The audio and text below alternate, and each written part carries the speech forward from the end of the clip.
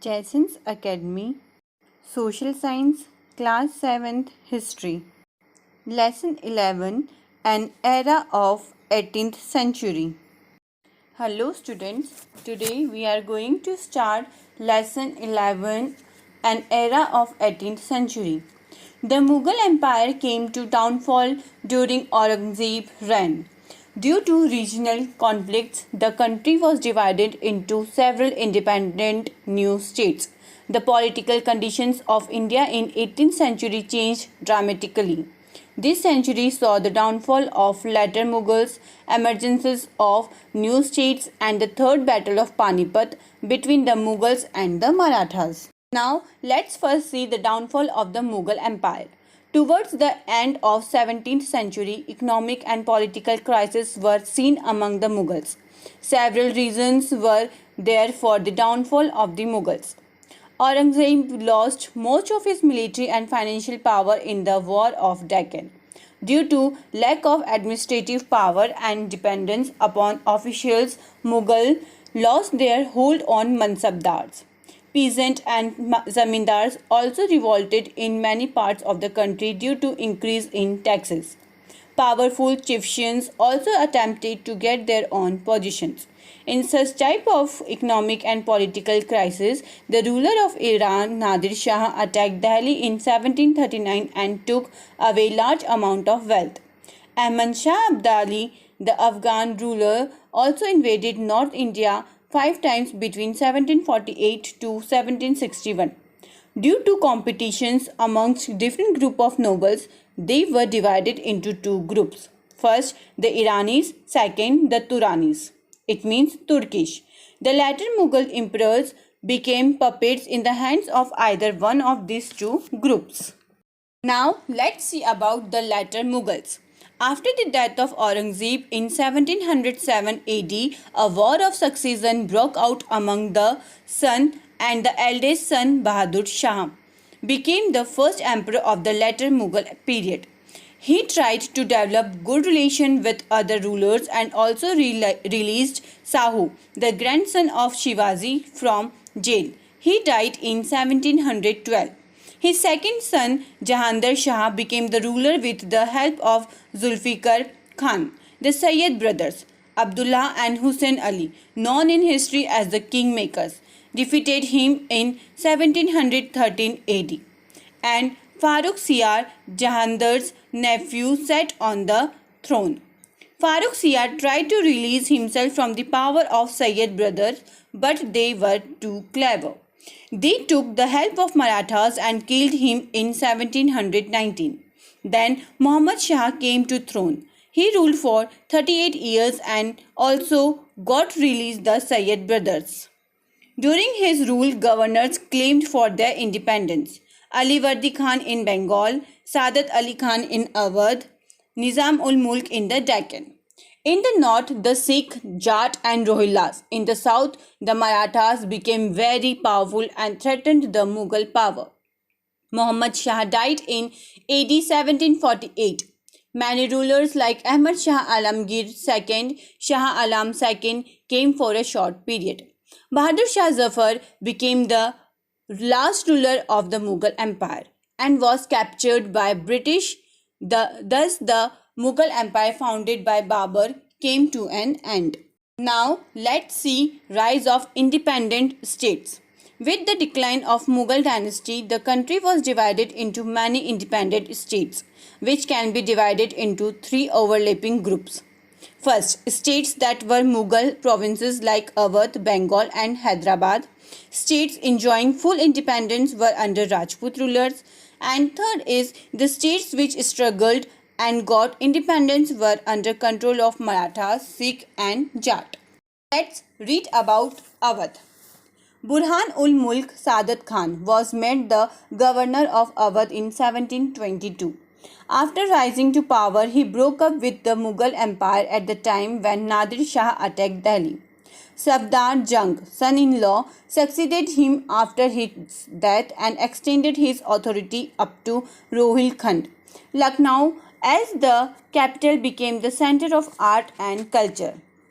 Awadh ruler established peace and justice. They also worked to gain finance. They organized a powerful army. The main reason of their success was to appoint both Hindus and Muslims on the important posts. Next is Hyderabad. In 1722, Mughals appointed Chin Quilis Khan as the governor of Deccan. He had been given the title of Nizam ul Mulk. Acting as an independent ruler, he founded the Asaf Jahi dynasty, and his successors were known as Nizams of Hyderabad. He also worked as Wazir of Muhammad Shah to reform the administration. Finally, the states were merged with the Republic of India in AD 1948. Third state is Bengal. In 1717 AD, Murshid Quli Khan was appointed as governor of Bengal as Farooq Shiar and had become independent. He changed his capital from Dhaka to Murshidabad. He was succeeded by Shuja ud-Dawla and Ali Vardi Khan. Both the rulers worked to make the state prosperous. They organized the administrative structure. They supported the growth of agriculture, trade and industry by giving loans to poor farmers. They removed corrupt and inefficient jagirdars and placed a new class of zamindars, mostly Bengali Hindus, for collection of land revenue. They made peace treaty with the Marathas. After the Battle of Buxar in 1764 AD, Bengal was captured by the East India Company. Next is the Sikh. Sikh organized as political community during 17th century in Punjab. Guru Gobind Singh formed the Khalsa in 1699. After his death, the Sikhs organized themselves under a capable leader Banda Bahadur. He declared his independent rule by striking coins in the name of Guru Nanak and Guru Gobind Singh and ruled territory between Lahore and Delhi. But he was defeated by Mughals. In the 18th century, they reorganized themselves into small groups called as misls and divided territories among themselves, but were not able to unite as a single power. Raja Ranjit of the Sukherchakya was able to make powerful Sikh kingdom and was accepted as ruler in 1801. Next is the Rajput. Most of the Rajput governors supported the Mughals, but due to strict religious and administrative policies of Aurangzeb, the relation between them were spoilt. He captured Rajput states of Marwar, Mewar and Jaipur. The most remarkable Rajput ruler was the ruler of Amber, Savai Raja Jai Singh. He founded Jaipur city and other astronomical observatories like Jantar Mantar at Ujjain, Jaipur, Mathura, Delhi and Banaras. He worked against the Sati system. Next is the Jat. Badan Singh, a Jat chief, established an independent state.